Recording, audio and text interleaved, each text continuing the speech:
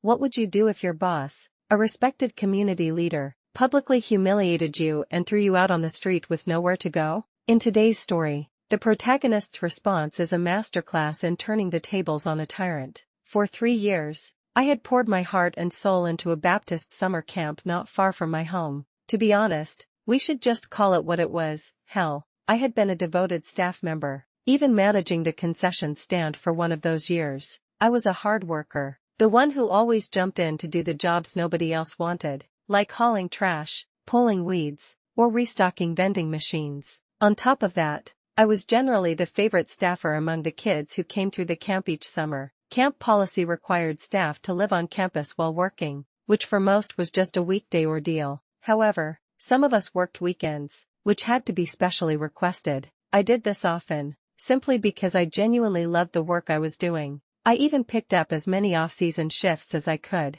Midway through my 3rd summer in hell, I came down with a nasty inner ear infection and had to take my allotted week off to recover. As the week was ending, I was asked to be on call for the upcoming weekend. There was a problem, though. I didn't have my driver's license yet, and my family was heading 3.5 hours out of town. To make matters worse, my dad had my house key because he had lost his, so I requested to stay on campus in case I was needed. I was told this was not a problem. That turned out to be a lie. Just 2 hours after I arrived back on that Friday, I was called down to the dining hall. The week's staff were having their final meeting to get their paychecks and debrief. I walked in, thrilled to see my friends for the first time in over a week, only to find the owner of the camp, a man we'll call Mr. Garrison, sitting with the entire staff. I should add that this man was the senior pastor of his church, and a racist, sexist, homophobic piece of human garbage who thought he could get away with murder because he was old and wealthy. He asked me to come sit with him, and I did. As far as I knew, he was quite fond of me, so I wasn't worried. I was wrong. The following conversation unfolded in front of about 30 of my coworkers. "Alex," he said, using my name, "what are you doing here, pal?" I was asked to be on call. "Sir," I replied, "I was told I could stay on campus since my family is out of town for the weekend." "I see. Well, we don't need you. You can go home," he said flatly. "I actually can't," I explained, my voice steady. "My family is out of town. My dad has my house key, and I don't drive." "I'm sorry to hear that," he said, without a trace of sympathy. "You'll have to find somewhere to go, then, but you can't stay here." I kept my composure. "Mr. Garrison, I don't have anywhere I can go." "Again, I'm sorry to hear that," he retorted, "but it's not really my problem, is it? You should have thought this one through." At this point, the entire room had fallen silent. My coworkers were staring,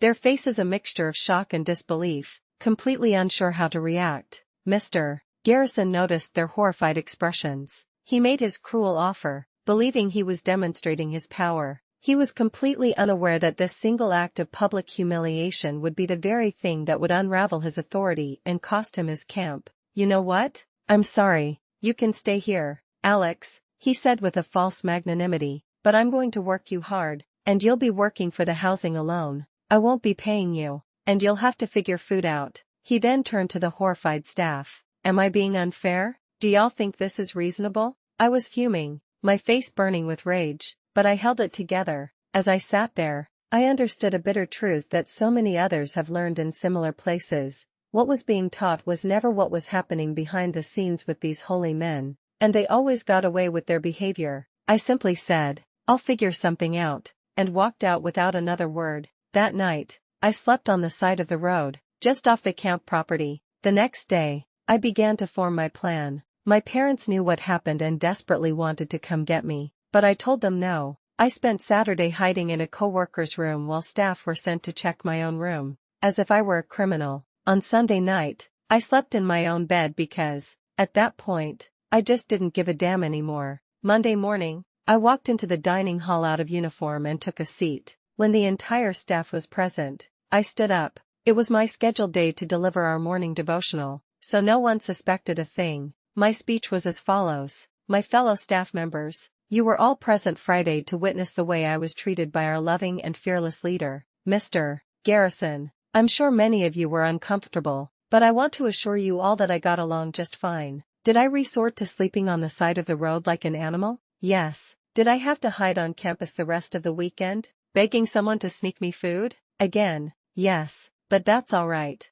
I must ask you, though, if Mr. Garrison has no problem treating me this way, after I've given 3 years of my life to this camp, how do you think he's going to treat you? He was more than happy to put me on the street for a weekend, knowing I had nowhere to go, and, correct me if I'm wrong, but that doesn't seem very Christ-like to me. So, you can endure his mistreatment for as long as you want, but I think I've had enough. I quit. Mr. Garrison, fuck you. I sincerely hope you rot in hell. With that, I walked out the door, and right behind me were 10 of my coworkers. The following week, I heard that another 15 had quit after enduring half an hour of Mr. Garrison trying to trash-talk me to the remaining staff. This revealed Mr. Garrison's greatest fatal flaw, his profound arrogance. He believed his position made him untouchable, blinding him to the fact that his authority relied entirely on the very people he so easily disrespected. The camp was left with maybe 6 employees just as a group of 850 campers was about to arrive. And honestly, I had never felt so powerful. People like Mr. Garrison are often the reason people walk away from organized religion. When a leader's actions are so disconnected from the values they claim to uphold, it exposes a hypocrisy that's impossible to ignore. True authority is earned through respect, not demanded through fear. Have you ever witnessed a leader so blinded by their own ego that it led to their own downfall? Let us know in the comments.